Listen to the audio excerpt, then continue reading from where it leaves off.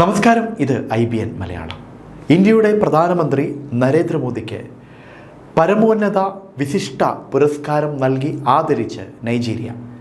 1969 Elizabeth രാജ്ഞിക്ക് ഈ പുരസ്കാരം നൽകിയതിന് ശേഷം ഇതാദ്യമായാണ് ഒരു വിദേശ വ്യക്തിക്ക് ഈ പരമോന്നത പുരസ്കാരം നൈജീരിയ നൽകുന്നത്. വിശദമായ റിപ്പോർട്ടിലേക്ക്. പ്രധാനമന്ത്രി നരേന്ദ്രമോദിയെ പരമോന്നത ദേശീയ ബഹുമതി നൽകി ആദരിച്ച് Nigeria. Grand Commander of the Order of Niger ബഹുമതിയാണ് പ്രധാനമന്ത്രിക്ക് നൈജീരിയ നൽകിയത്. ഈ ബഹുമതി ലഭിക്കുന്ന രണ്ടാമത്തെ വിദേശ വിശിഷ്ട വ്യക്തിയായി Narendra Modi. Nigerian president Bola Ahmed ടിനുബുവിൽ നിന്നാണ് പ്രധാനമന്ത്രി ബഹുമതി സ്വീകരിച്ചത്. 1969 എലിസബത്ത് രാജ്ഞിക്ക് ശേഷം ഈ ബഹുമതി ലഭിക്കുന്ന വിദേശ വിശിഷ്ട വ്യക്തിത്വമാണ് നരേന്ദ്രമോദി.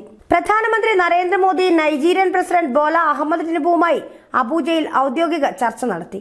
പ്രസിഡന്റിന്റെ ഔദ്യോഗിക വസതിയിലെത്തിയ പ്രധാനമന്ത്രിക്ക് 21 ഗൺ സല്യൂട്ടോടെ ആചാരപരമായ സ്വീകരണം നൽകി. ഇരു നേതാക്കളും നിയന്ത്രിത കൂടിക്കാഴ്ച നടത്തി. തുടർന്ന് പ്രതിനിധിതല ചർച്ചകൾ നടന്നു. ന്യൂഡൽഹിയിൽ നടന്ന G20 ഉച്ചകോടിയിൽ പ്രസിഡന്റ് ടിനുബുവുമായി നടത്തിയ ഊഷ്മളമായ കൂടിക്കാഴ്ച പ്രധാനമന്ത്രി അനുസ്മരിച്ചു. പൊതുവായ ഭൂതകാലം, പൊതുജനാധിപത്യ മൂല്യങ്ങൾ, ജനങ്ങൾ തമ്മിലുള്ള കരുത്തുറ്റ ബന്ധം എന്നിവയാൽ നിർവചിക്കപ്പെട്ട സവിശേഷമായ സൗഹൃദ ബന്ധങ്ങൾ ഇരു രാജ്യങ്ങളും ആസ്വദിക്കുന്നുണ്ടെന്ന് അദ്ദേഹം അഭിപ്രായപ്പെട്ടു. നൈജീരിയയിൽ അടുത്തിടെയുണ്ടായ വെള്ളപ്പൊക്കം സൃഷ്ടിച്ച നാശനഷ്ടങ്ങളിൽ പ്രധാനമന്ത്രി പ്രസിഡന്റ് ടിനുബുവിനോട് അനുതാപം അറിയിച്ചു. ദുരിതാശ്വാസ സാമഗ്രികൾക്കും മരുന്നുകൾക്കും ഇന്ത്യ നൽകിയ സമയോചിത സഹായത്തിന് പ്രസിഡന്റ് ടിനുബു പ്രധാനമന്ത്രിക്ക് നന്ദി പറഞ്ഞു. നിലവിലെ ഉഭയകക്ഷി സഹകരണം അവലോകനം ചെയ്ത ഇരു നേതാക്കളും ഇന്ത്യ നൈജീരിയ തന്ത്രപ്രധാന പങ്കാളിത്തം കൂടുതൽ ശക്തിപ്പെടുത്തുന്നതിനുള്ള മാർഗങ്ങൾ ചർച്ച ചെയ്തു. ബന്ധങ്ങളുടെ പുരോഗതിയിൽ സംതൃപ്തി പ്രകടിപ്പിച്ച നേതാക്കൾ വ്യാപാരം, നിക്ഷേപം, വിദ്യാഭ്യാസം, ഊർജം, ആരോഗ്യം, സംസ്കാരം, ജനങ്ങൾ തമ്മിലുള്ള ബന്ധം തുടങ്ങിയ മേഖലകളിൽ സഹകരണത്തിന് വലിയ സാധ്യതയുണ്ടെന്ന് വിലയിരുത്തി.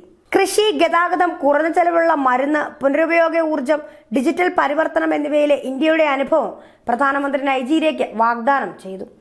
ഇന്ത്യ വാഗ്ദാനം ചെയ്യുന്ന വികസന സഹകരണ പങ്കാളിത്തത്തെയും പ്രാദേശിക ശേഷിയും വൈദഗ്ധ്യവും പ്രൊഫഷണൽ വൈദഗ്ധ്യവും സൃഷ്ടിക്കുന്നതിൽ അതിന്റെ അർത്ഥവത്തായ സ്വാധീനത്തെയും പ്രസിഡന്റ് ടിനുബു അഭിനന്ദിച്ചു. പ്രതിരോധ സുരക്ഷാ സഹകരണം വർദ്ധിപ്പിക്കുന്നതിനെക്കുറിച്ചും ഇരു നേതാക്കളും ചർച്ച ചെയ്തു. ഭീകരവാദം, കടൽക്കൊള്ള, തീവ്രവാദം എന്നിവയ്ക്കെതിരെ സംയുക്തമായി പോരാടാനുള്ള പ്രതിബദ്ധത നേതാക്കൾ ആവർത്തിച്ചുറപ്പിച്ചു. ആഗോള പ്രാദേശിക വിഷയങ്ങളും ഇരു നേതാക്കളും ചർച്ച ചെയ്തു. വോയിസ് ഓഫ് ഗ്ലോബൽ സൗത്ത് ഉച്ചകോടിയിലൂടെ വികസന രാജ്യങ്ങളുടെ ആശങ്കകൾ ഉയർത്തിക്കാട്ടാനുള്ള ഇന്ത്യയുടെ ശ്രമങ്ങൾക്ക് പ്രസിഡന്റ് ടിനുബു നന്ദി അറിയിച്ചു. ഗ്ലോബൽ സൗത്തിന്റെ വികസന മോഹങ്ങൾ നിറവേറ്റുന്നതിനായി ഒരുമിച്ച് പ്രവർത്തിക്കാൻ ഇരു നേതാക്കളും ധാരണയായി. എക്കോവാസ് അധ്യക്ഷൻ എന്ന നിലയിൽ നൈജീരിയ വഹിച്ച പങ്കിനെയും ബഹുമുഖ ബഹുരാഷ്ട്ര സ്ഥാപനങ്ങൾക്ക് നൽകുന്ന സംഭാവനകളെയും പ്രധാനമന്ത്രി അഭിനന്ദിച്ചു. അന്താരാഷ്ട്ര സൗരസഖ്യം, അന്താരാഷ്ട്ര ബൃഹത് മാർജാന സഖ്യം എന്നിവയിലെ നൈജീരിയയുടെ അംഗത്വത്തെക്കുറിച്ച് പരാമർശിക്കവേ ഇന്ത്യ ആരംഭിച്ച മറ്റ് ഭൂസൗഹൃദ ഹരിത സംരംഭങ്ങളുടെ ഭാഗമാകാൻ പ്രസിഡന്റ് ടിനുബുവിനെ പ്രധാനമന്ത്രി ക്ഷണിച്ചു. ചർച്ചകൾക്ക് ശേഷം സാംസ്കാരിക വിനിമയ പരിപാടി, കസ്റ്റംസ് സഹകരണം, സർവേ സഹകരണം എന്നീ 3 ധാരണാപത്രങ്ങളിൽ ഒപ്പുവെച്ചു. തുടർന്ന് പ്രധാനമന്ത്രിയോടുള്ള ആദരസൂചകമായി പ്രസിഡന്റ് ഒരുക്കിയ ഔദ്യോഗിക വിരുന്നും നടന്നു. പ്രധാനമന്ത്രി നരേന്ദ്രമോദിക്ക് നൈജീരിയയുടെ പരമോന്നത സിവിലിയൻ പുരസ്കാരം സമ്മാനിക്കും.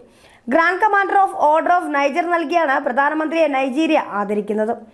പ്രധാനമന്ത്രിക്ക് ലഭിക്കുന്ന 17ാമത്തെ അന്താരാഷ്ട്ര ബഹുമതിയാണിത്.